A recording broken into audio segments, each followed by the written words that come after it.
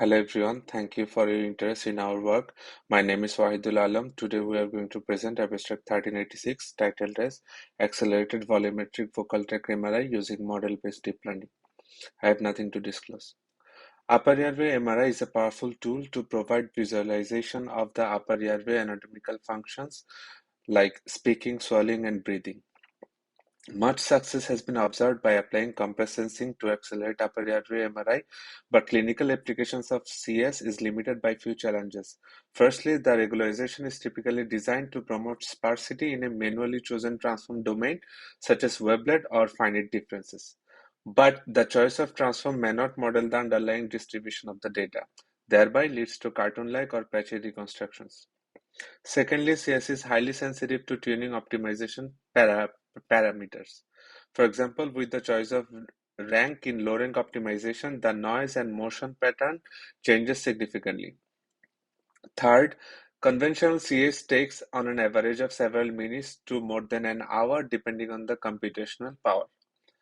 To overcome the obstacles with CS, deep learning has recently become a compelling and practical approach because of its data-driven learning.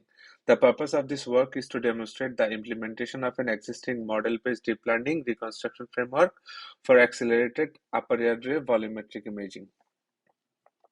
Here's the model-based deep learning framework, model in short, originally proposed by Hemant et al. In 2019. The model basically maps the multi-coil undersample case space to the reconstruction by alternating between denoiser and the data consistency layer by k number of iterations.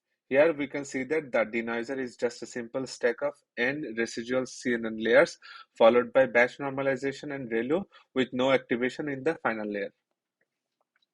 Next, to talk about the data preparation, we have collected data from 5 subjects at 3 Tesla with 3 different receive coils commonly used for upper airway imaging. Finally, we split the data by subjects, 4 for training and 1 for testing. For MRI acquisition model in the DC layer, we have used spirit-based coil maps. Each of the decoupled sagittal slices were treated as a separate example for training and testing. Next, we have retrospectively undersampled the slices using variable density 2D Cartesian random sampling for the acceleration factors of 7, 10, 12, and 16. For augmentation, we have added different Gaussian noise realization for robust training, followed by normalization between 0 and 1. While training, batch size of 1 sample at a time is fed to avoid memory overloading, and 10 alternating iterations between denoiser and the DC layer.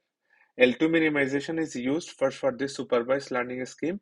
Training and experiments were performed on a single NVIDIA RTX 2080 with 12 GB of memory, where it took on an average 3 hours and 40 minutes.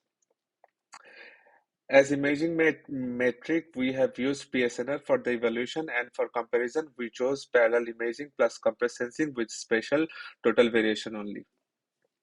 Here are the images reconstructed by spatial TV and trained a model at a retrospectively under sample factor of 7. We observed a model to provide natural looking contrast.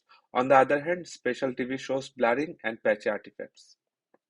With higher acceleration, the model is consistent, but image quality drops off for SPTV.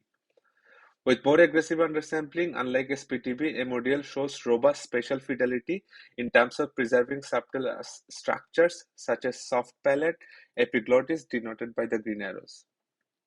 At highest acceleration in our experiment, our findings remain the same.